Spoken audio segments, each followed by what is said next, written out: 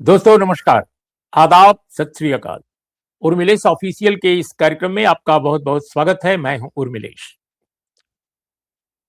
हमारे पड़ोसी मुल्क नेपाल में चुनाव हो गया, सरकार भी बन गई और प्राइम मिनिस्टर बालन शाह, जिनके बारे में कयास लगाया जा रहा था कि शायद वो प्रधानमंत्री बने, और प्रधानमंत्री वाकई वो बन गए।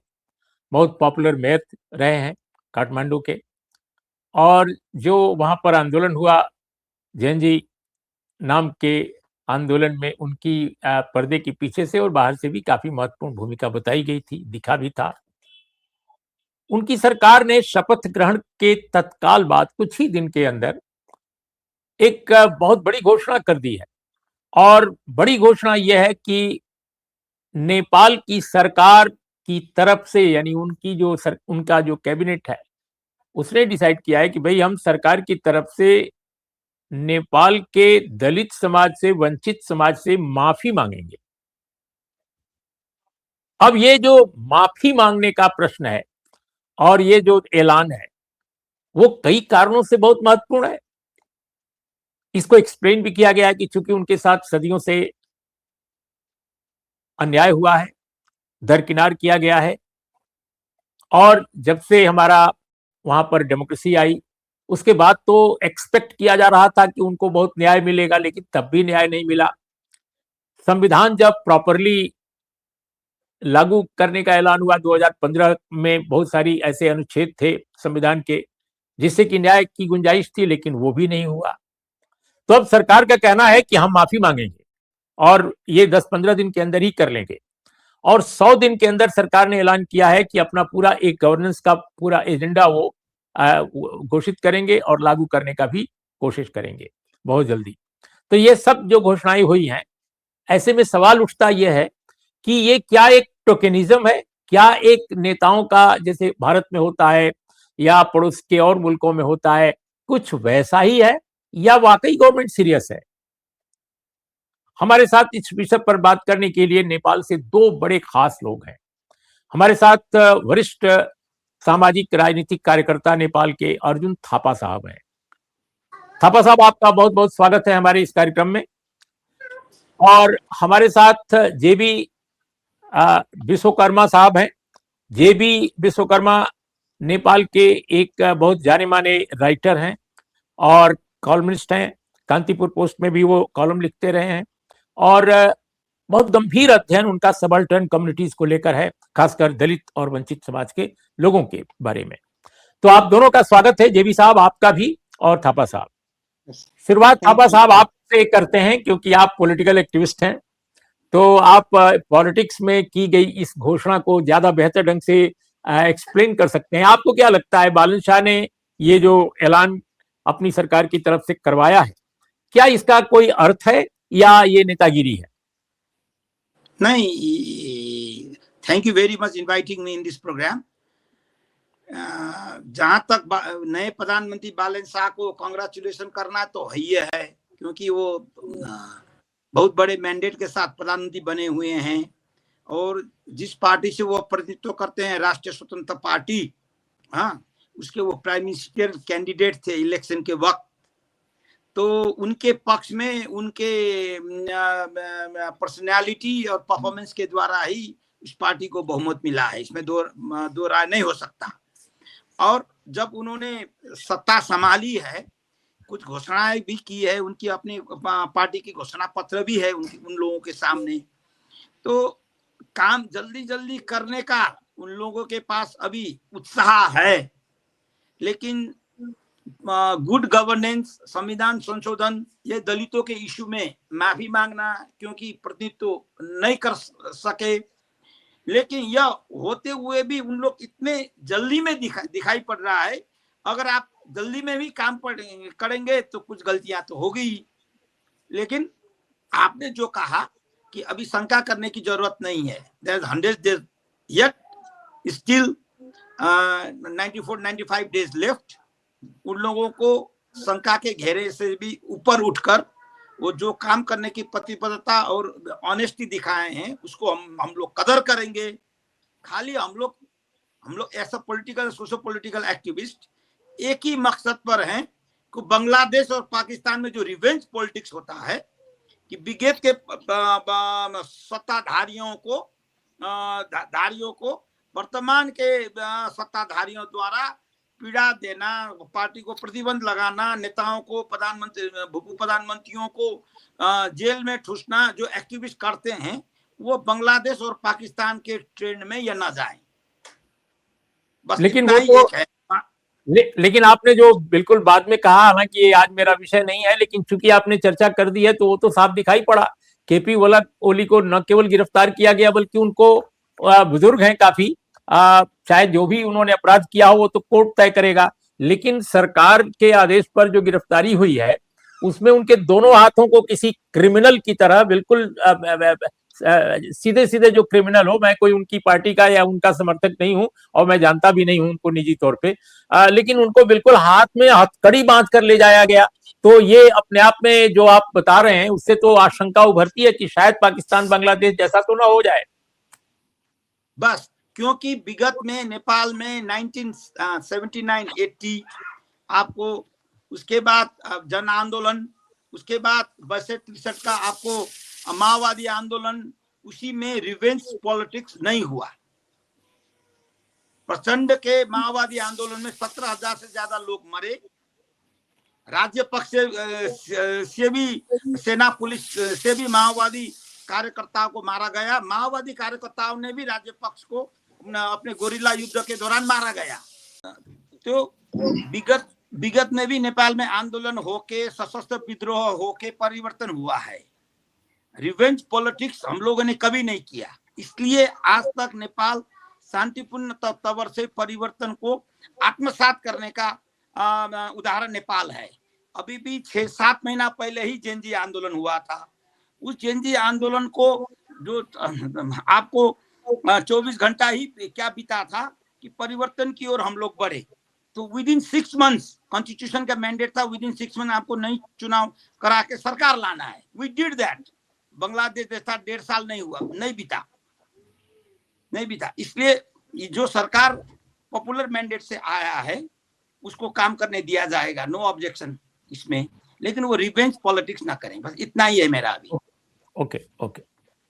जेबी विश्वकर्मा, आपको क्या लगता है, do you think that this government is really serious about upliftment of I mean SC community, Dalit community, Vanchit community? Thank you very much for inviting me for this talk. Basically, I understand Hindi, but I can't speak in Hindi, so I will try to speak in English. And if there are some words I may speak in Hindi, also I will try to speak in Hindi. Okay. Basically, as you mentioned, like when the election happened, actually the new government has formed. And in the first meeting of the Minister of Council, they passed 100 points, the agendas which has been passed by the Ministry of Councils. Basically, it was focused on the administrative reform in Nepal. Obviously, the caste-based discrimination or caste system is one of the obstacle to move ahead in the society. So maybe realizing that fact, we have the historical injustice towards the Dalit community. They have been politically excluded, economically they have been deprived, and also due to the the untouchability practices, they have been faced multiple multifaceted problems in daily life. Maybe considering that intensity of that social problems, they put an agenda or the idea in point 5 of the agreement, the dissent. What they have said is like, due to the historical injustice that has been made by the state, and also they have accepted the historical, the social exclusion against the Dalit community, and they feel that the restoration of the the social relations should be improved. That's why maybe because of realizing the fact that the state has been discriminated to the Dalit community and excluded that community, that's why the realization has been reflected into the document. This is the first time that Nepal government or the state has made this sort of decisions towards this community, which is quite, we could say, like it's kind of historical move. They have tried to make it. So I think because of the historical decision that Minister of Council has made, which is quite remarkable for Nepal, not only for Nepal but also the South Asian country where the caste system has prevailed and the inhuman practices are still prevail in the society. So it's kind of a very important decision they have made, which is quite we all need to welcome that. But the thing is, like, as you already mentioned, the exclusion still exists in the Nepali society. In the Constitution of 2015, it has clearly said that the proportional representation of all marginalized communities should be ensured. But we have been analyzing the data, like how the representation of Dalit has been seen in the political sphere is quite pessimistic. For instance, in the recent election, there were 165 first past the post electoral system, out of which only one Dalit candidate get elected, which means a big gap is there. And we have another, the proportional representation system through which we got 16 parliament members, means like it's around 6% representation that has ensured, though we have around 14% population in Nepal. So that has not been, implemented. So what we can expect is like the interesting thing that I have in Nepal is like the new government, they have appointed a Dalit woman who is really marginalized people. She has been appointed as a minister, which is also quite good initiative. But then it is not as we expected that the proportional representation we haven't seen at all. So which is which show that the promises they have made, the decision they have made, whether it will be really translated into the practices or not, which is again questionable. Yeah, only Sita Parihar, she is the cabinet minister in Bali Shah ministry, and she is looking after the women and child welfare act portfolio. Yeah. I mean, as you mentioned, according to the Constitution 2015, Article 84/2, it provides proportionate representation, and in this provision, women, Madheshi, SC community, Tharu community, ST community, even Muslims and other backward communities, backward region representatives, they must be elected. But as you mentioned that this clause is not being properly implemented during the election. So Yeah. what were the reason? I mean, why it is not done during elections? What was the reason? What were the factors? Basically, like like if we look at the political spectrum, what we can see is almost all the political that has been led by so-called higher caste people, basically the Brahmin and Kshetris, right? Who made the decision? Basically, that community people, they made the decision, which means that all things that has been reflected into the the election procedure. For instance, like Dalit, if the political party has given enough candidacy in the election, maybe there will be possibility to get elected from the election.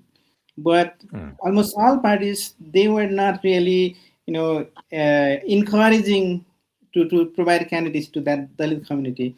The big parties, the previous parties, or the established parties, very rare candidacy has given to the Dalit community. That's why they even couldn't go to the field to fight or to run the election. Means like they were excluded to provide to get that the candidacy first. Second, what policy the political party has is very important, right?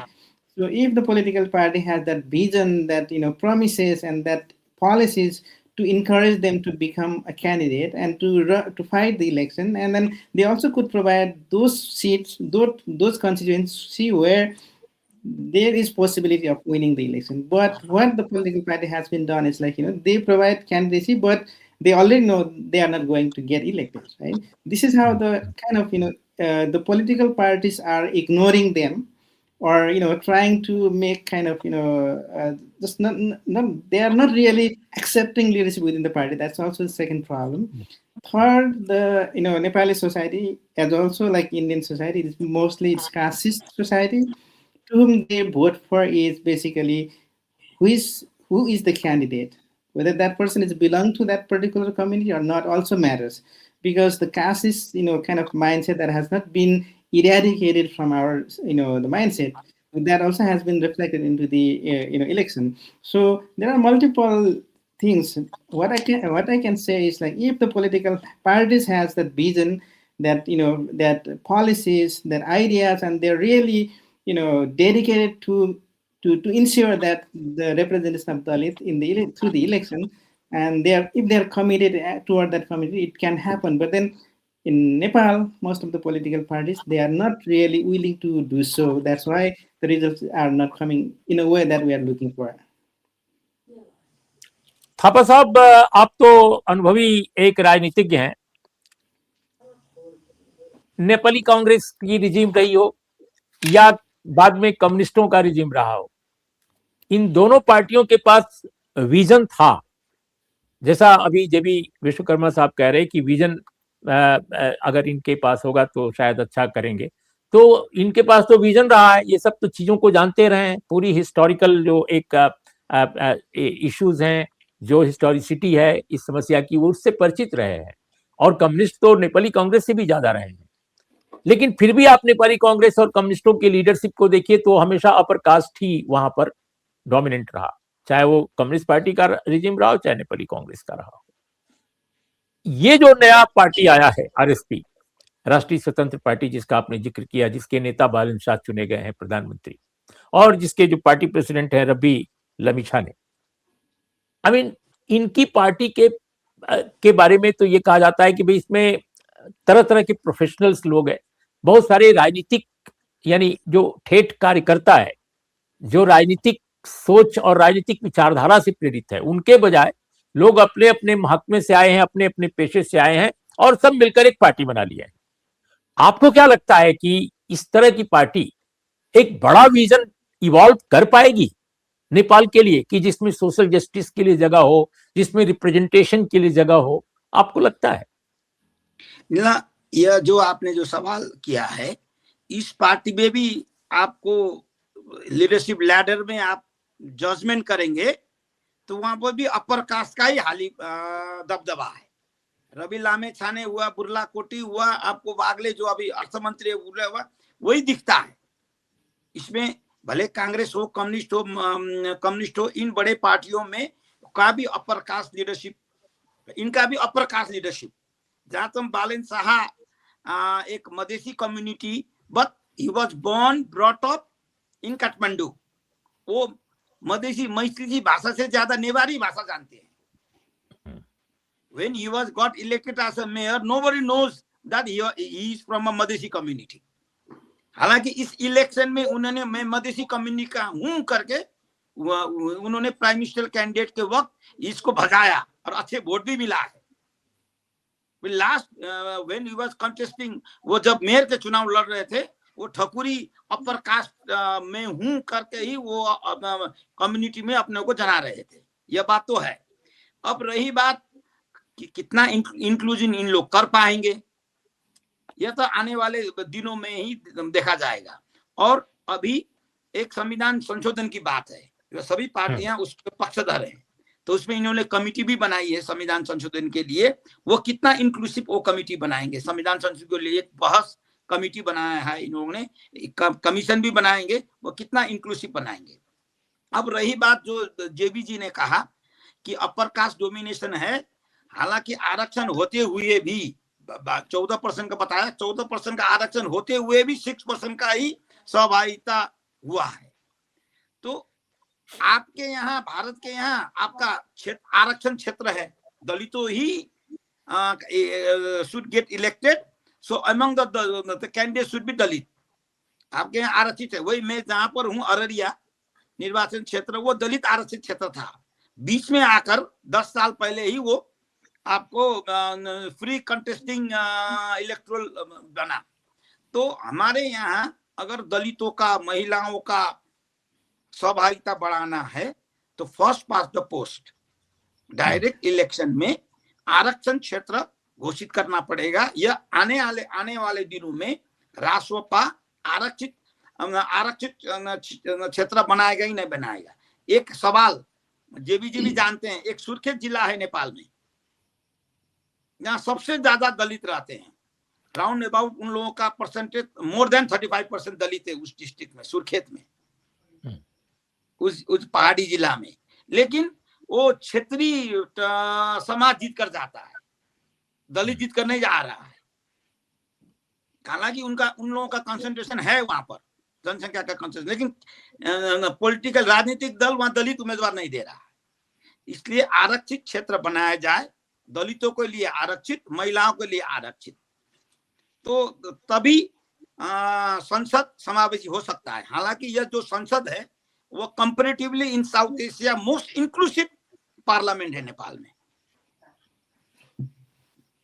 जी ये भी विश्वकर्मा, आपको कैसे आप देखते हैं इस बारे में कि कैबिनेट में जो लोग हैं उसमें डोमिनेंट तो अपर कास्ट है, इसमें तो कोई दो राय नहीं है।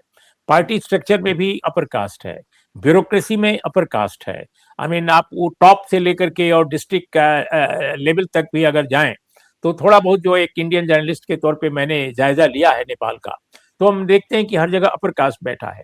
तो ऐसे में क्या अपर कास्ट के अंदर समाज के अंदर, मैं इंडिविजुअल की बात नहीं कर रहा हूं, मैं एक स्ट्रक्चर की बात कर रहा हूं, क्या इतना विवेक या इतना जुडिशियस क्या एक नजरिया क्या डेवलप हो गया है नेपाल में कि वो वाकई दलित कम्युनिटी के लिए या डिप्राइव्ड सेक्शंस के लिए एफर्मेटिव एक्शन का रास्ता क्लियर कर देंगे, या इन कम्युनिटीज को रेजिस्ट करना पड़ेगा, रेजिस्टेंस बिल्ड करना पड़ेगा सो दैट कि वो अचीव कर सकें इस गोल को? Basically, concerning the proportional representation or inclusion of this community, so I think there are three fundamental pillars of this state. One, the political pillar, which consists of the government, political parties, and everything.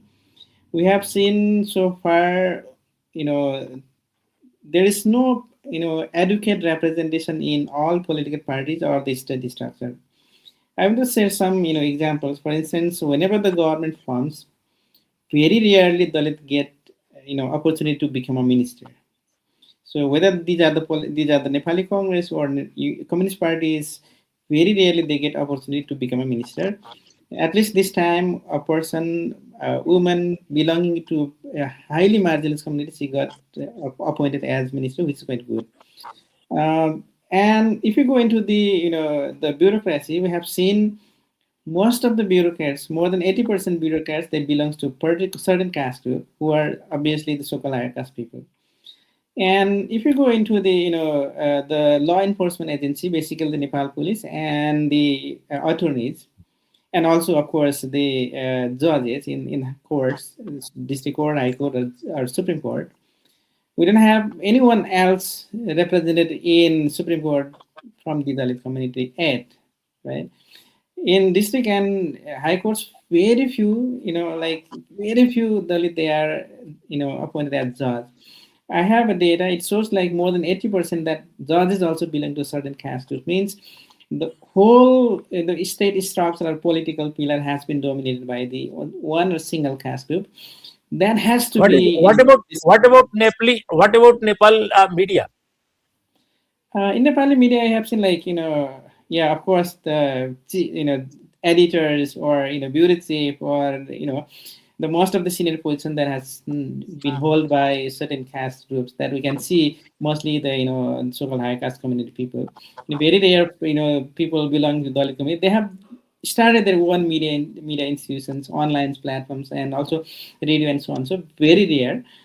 But then the thing is, due to the long advocacy, discussion with the editors, discussion with the media personalities, and also the academic institution, the issues of Dalit and marginalized community has been accepted as an important issue for the content production. That has, to some extent, has started manipulation in the media institutions, and the news events and also the articles, very rare, but then it has started coming into the national media, which is quite good, but it's not enough, right?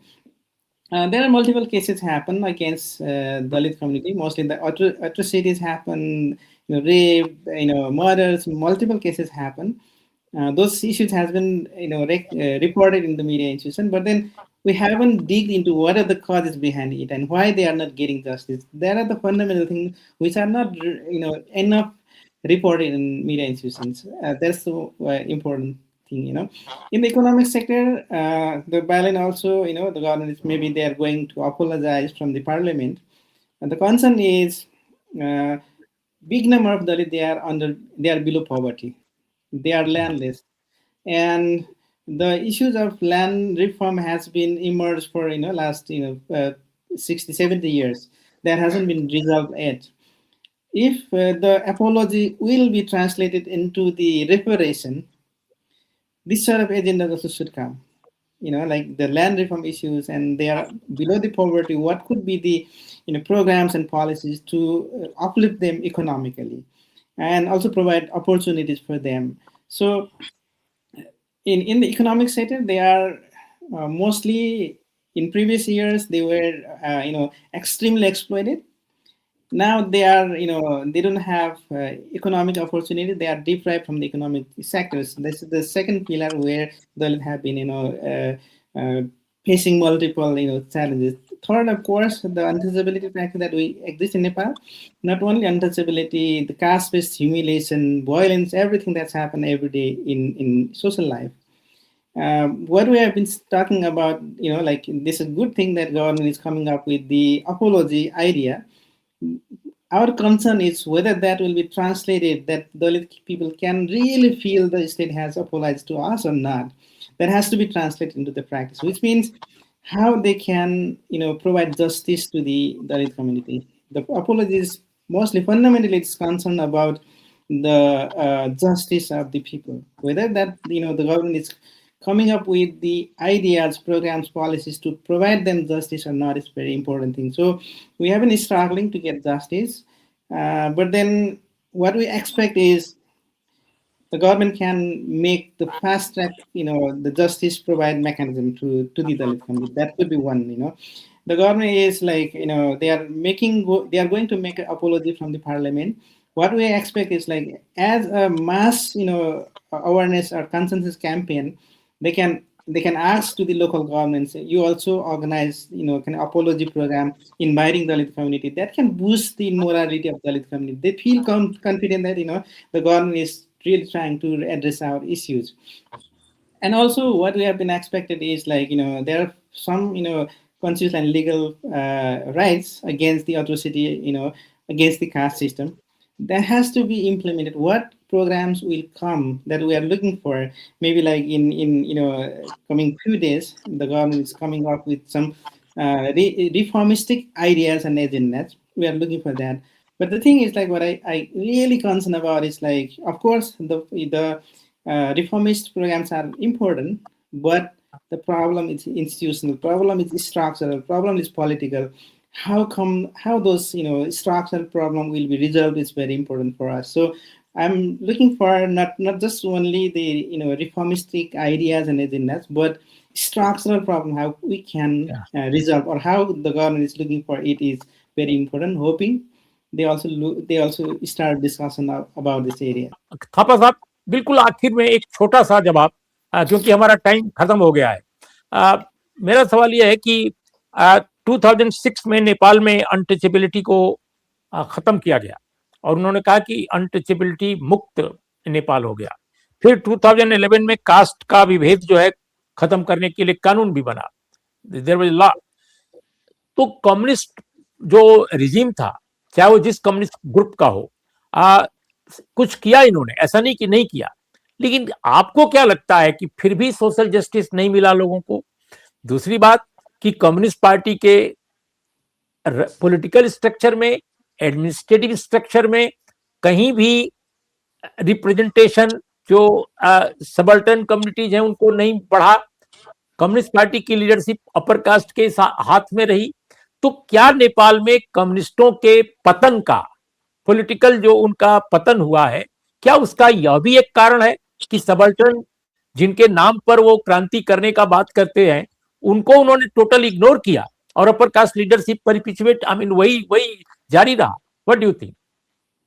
आप सही विश्लेषण कर रहे हैं उमरेश जी। रही बात कम्युनिस्टों का हो या कुछ हद तक कांग्रेस का भी हो, अपर कास्ट लेड पार्टी और जनजाति और दलितों का रिप्रेजेंट, मार्जिनलाइज कम्युनिटी का रिप्रेजेंटेशन सिंबॉलिक। भले संविधान में, कानून में परिवर्तन होता रहा है, संशोधन होता रहा है कि उस कम्युनिटी को कैसे मेन स्ट्रीम में लाया जाए, कैसे इंपावर किया जाए, लेकिन पॉलिटिकल पार्टी के लीडरशिप स्ट्रक्चर में आप जाएंगे तो दलितों का, महिलाओं का, जनजातियों का representation, ample representation according to जनसंख्या के हिसाब से आगे नहीं बढ़ा पाए। जितना क्रांतिकारी बात करने से होता नहीं है, लेकिन अब आप अंदर से ही परिवर्तन की ओर आगे नहीं बढ़ेंगे तो लीडरशिप आगे नहीं बढ़ेगा, काम होगा नहीं। इसलिए रासोपा को बहुत बड़ा चुनौती है। Upper caste led party, now they have the challenge how to be a inclusive party, and according to that bureaucracy में हो, न्यायालय में हो, आपको मिलिट्री में हो, पुलिस में हो, कैसे इंक्लूसिव किया जाए, यही चुनौती है। धन्यवाद। Okay okay, thank you Arjun Thapa, thank you JB Vishwakarma. मुझे लगता है कि आप दोनों लोगों ने नेपाल के इस एक अहम सवाल पर बहुत ठोस, बहुत तथ्यों के साथ आप लोगों ने चर्चा की है। हमारे दर्शक श्रोता, चाहे वो नेपाल के हों चाहे भारत के हों, हम चाहेंगे कि वो इस कार्यक्रम पर अपनी टिप्पणी जरूर दें, उनको कैसा लगा कार्यक्रम। दोस्तों, आज इतना ही, हमें इजाजत दें। नमस्कार, आदाब, सत श्री अकाल। Thank you.